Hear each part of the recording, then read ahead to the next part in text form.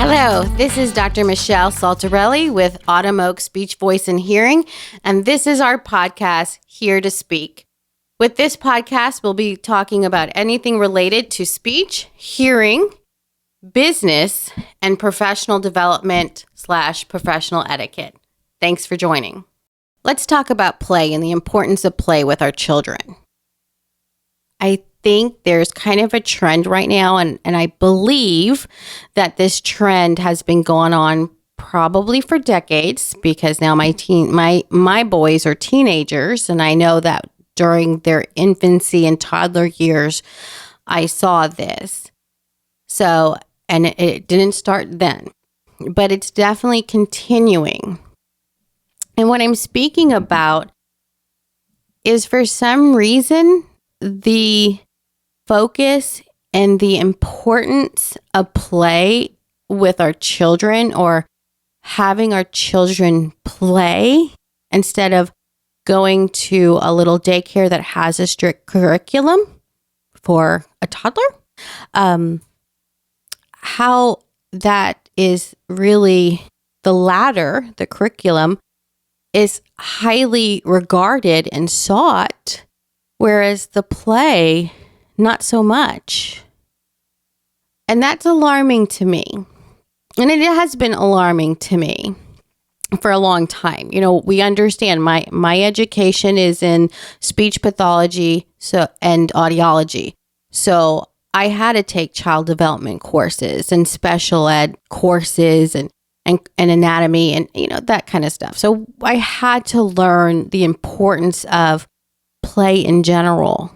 And the best way for our babies to learn is through play. So I am using my tools right now, so excuse me because I don't have this memorized, but I read a lot. And there's a few books that are especially just stays with me. Those little comments stick with you. So for example, today's book that I'm gonna refer to was written by Warren Berger. And his thing is a more beautiful question. It's the power of inquiry to spark breakthrough ideas. But a more beautiful question by Warren Berger. So a lot of what I say today, I'm going to reference Mr. Berger because he took the time to speak to various people to figure out, how do we essentially become critical thinkers? How do we develop creativity and ideas? And it goes right back to those super early years where kids are allowed to play. Yeah, not groundbreaking. But why did all of a sudden is it more important to teach a little toddler curriculum and start giving them studies? And researchers, for example, so sorry, you're going to hear my pages too. So researchers like Allison Gnick, she found that it's in America, it's because of parents wanting their kids to be the best. But why do parents want that? Is it a reflection of the child themselves? Or is it more selfish and individualized, saying that, look at what I did with my child? So these are questions you really need to ask yourself. I can tell you this, just knowing that my education, and I had my first child during my residency, and I had to work very, very long hours at Methodist, which I don't regret. I had to put my time in, right? But I needed somebody to watch my little infant child for about 6 months, because I think I had 6 more months left to my curriculum for that. And I wasn't looking, but these places were happy to tell me what kind of curriculum they followed for their toddlers, and then as it went on. And I was really just looking for somebody to love my baby and give him lots of love and comfort and take care of him and feed him and let him just explore. That's what I needed for my child. And that's what I got because I hired a sitter. But yes, it was a lot of, let me show you what our curriculum looks like. And that's fine. And I'm not saying that that's not good per se. I mean, it's definitely not, it's not necessarily good for our children. But what's happening is these businesses are running like business, and the market is asking for curriculums. So they're putting out curriculums. But really, do we need that? No, we don't.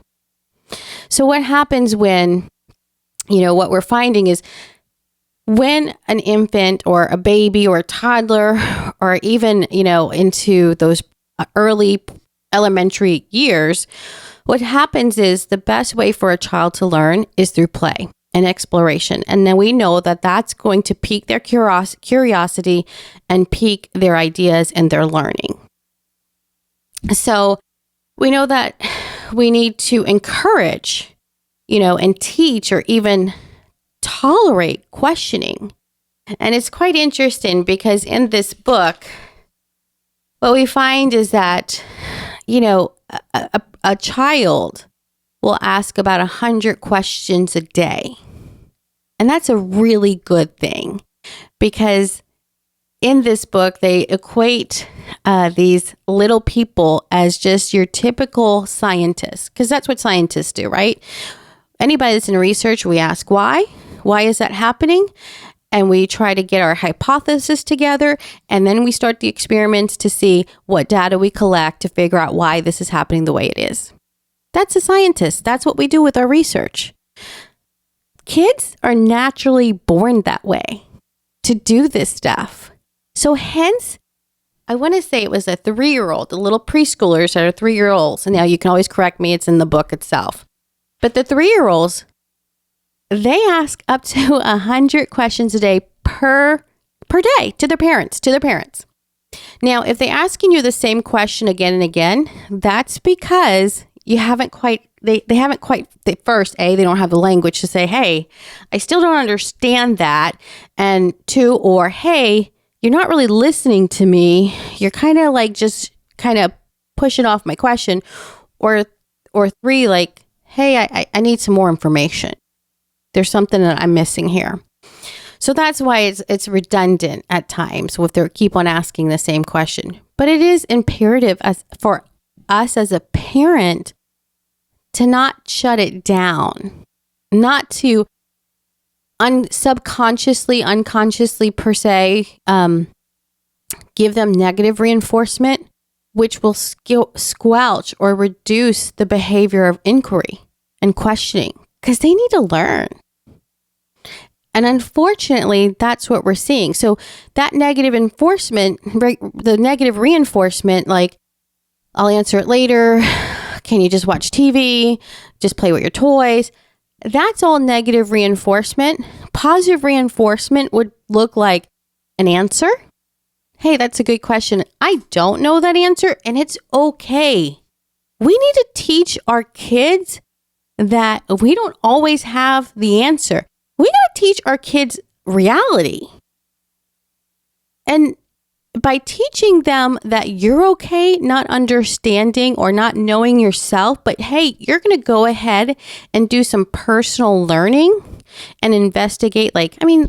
Google's right on the phone. Look it up and teach your child how to find the answers themselves. But those types of activities will not only give them great information and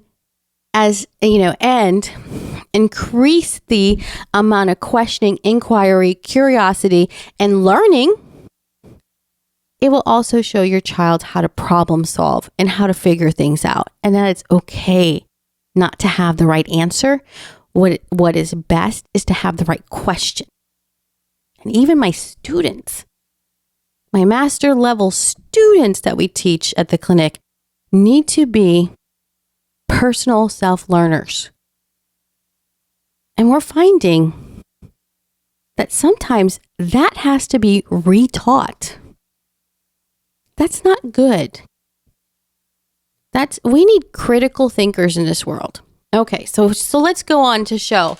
So this is important in regards to inquiry and investigation and exploration that our kids are doing with the environment around them. Let them play. Let them make mistakes as long as they're safe. Don't go in and rescue them. Let them learn from what they just did so that they can, oh, okay, that wasn't such a good idea. I just smashed my fingers. That hurt. I won't do that again. That kind of stuff. I mean, of course, be there to help them. But sometimes we're overcompensating and not really allowing our child to figure this out themselves. And it's not setting them up for success, even at the master's level of education, because those people want me to give them the answers and they don't want to seek the answers themselves. And that's not good critical thinking or problem solving. And those two things are needed for, just to even go beyond us in education, for democratic society. Do we see how all of this is kind of playing out and unfolding? So let's go back. So I made all my notes because I really loved it. I think it's actually, I can't even remember what chapter it was. But let's see. So kids, we already discussed, they like to learn because they're scientists. Oh, let's go back to the question. They ask 100 questions a day. By the time a child is in middle school, pretty much they stop asking questions. Yeah. So, and that's because, unfortunately, and this is all from, like I said, the research. She's a child psychologist, Allison Gnick. What happens is our educational system in the public setting is getting to be like, I have to give you all this information because we're about to take a standardized test to see how good of a teacher I am. So I need you to learn X, Y, and Z. And in order for me to teach that, I just have to give it to you and you have to learn it and memorize it. I don't have time for questions, and I don't have time to spark your creativity and your inquiries. So there we go. So, and teachers, is quite interesting. They did a study with teachers. And what happened was, there's my study. This was by Meyer. Her name is, I think, Deborah Meyer. And she's like, book was published, I want to say in 2013, and she was in her 80s. But she was a pretty amazing educator and researcher. But what happened was she found that when teachers, let me go back to that. This was a study. Myers is amazing. We're going to talk about Myers studies. We're going to talk about Susan Ingalls from William College Studies right now. So she did a study. She gave a set of teachers, no guidelines. Said, I need you to teach science, and there's no guidelines. You just teach these kids science. And then the other set of teachers were given guidelines. So what we found is that the teachers that were given no guidelines, but hey, this is your topic, they invited curiosity and learning. And then the teachers that were given guidelines, they actually would be like, wait a minute, they don't have time for these inquiries and curiosities. So they'd be, wait a minute, that's not on the instructions. So we're not going to go there. Again, negative reinforcement, even though it doesn't sound bad, but still it's negative reinforcement. I don't have time for your question. It can possibly, depending on our children, be a little bit embarrassing. So that teacher's setting up that kind of scenario. And if that child is a little more sensitive than others, or just even sensitive, they're not going to ask again. That's embarrassing. So what she found, what Susan Ingalls found, was that teachers were very susceptible to external influences. They were less receptive to students' ideas and inquiries when they are given guidelines. Now, here in Texas, we call it benchmarks. Yeah. So when you have to follow state-mandated regulatory things, they are going to absolutely follow that. But unfortunately, it squelches creativity, ideas, inquiries. And it's essentially, let me give you all the information and you're going to memorize it. So let's go on to Myers. Myers was interesting. She's really good. What she saw and what she sees with education and teaching is that you want to teach skepticism and empathy. So, and I 100% agree with this. Skepticism is not only for others. I think in society today, I think we've mastered that. Unfortunately, being skeptical of others or trying to disprove others all the time. I mean, social media makes a whole market of that. It's why I don't really watch it, but I have to produce this. I know, it's a paradox. But here we go. It's really skepticism. What she's talking about, what Myers talking about, is skepticism of ourself. I always term it as self-reflection. That's what I try to teach to my students, employees, and my children. Hey, you need to look into yourself first to see what caused whatever scenario. And you learn from that. But that's what she's saying. She's saying, know that we may be wrong. Wow. Yes. Know that you're wrong and try to understand. This is where the empathy comes from. Try to understand another point of view. That's honestly in what she continues to go on. Now, remember, she's an educator and she's talking about schools. But she went on to say, essentially, this is the cornerstone to democracy. Skepticism, I might be wrong. Empathy, hey, how did you arrive to that point? Can you share that with me? What? I don't know. I mean, I only hear from my friends and colleagues that right now it's a lot of right fighting. And in my house with sometimes my teenagers and then my pre-adolescent, those boys, it was a lot of right fighting. Hey, I am right and I'm going to shove this idea down your throat. Now with my children, I'm like, absolutely not. Now you're grounded. With the public, it seems to be applauded, respected. And these people want to vote. That is very scary. Very scary. Yeah.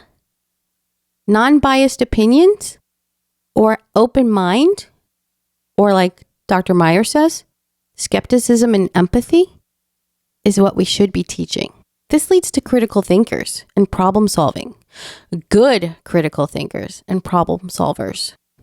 Not those that think they're good and then right fight and then think they're so smart and wonderful and hence they're doing podcasts on how to do whatever, X, Y, and Z. No, what we want per Brown and Wagner, what we want through the educational system, what we want through parents facilitating learning, what we want from therapists working with our children and trying to make sure that their skill sets are within average.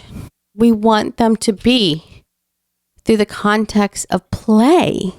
First of all, to retain the information better and more, not just to memorize it, but to really, truly understand it and be able to do it. And play helps us to do that because that's how our kids learn. And play is so important. But through curiosity and play and developing those new ideas and more questions, what we get and gain are self-learners, creative people, resourceful people who adapt easily to constant change. That's from Brown and Wagner in that book. And yeah, and that's what we need in today's world. Questioning and learning to be a critical thinker. But unfortunately, I have students coming in from other universities across the nation. that don't even have this. They're master level students. That means they're somewhere in their 20s, probably. And I don't see self-learners, creative and resourceful all the time. I have to teach that and expect that. And then with the mentality of today, I get pushback because it's everybody else's fault, not theirs. So when it comes to play and therapy, and that's what we do with our little ones, and even our early school age kids, it's all in the context of play. Because we know they're going to retain so much more than if we just lecture to them all day and expect them to regurgitate what they learn. They're not going to carry it over. We're going to get progress better in the former way. So parents, please understand that. Play is important. Play will make your baby a critical self-learner, creative, resourceful person that adapts. Thank you for listening. Thank you for listening. This podcast was brought to you by Autumn Oak Speech, Voice, and Hearing. If you have any questions or comments, please share for the next podcast.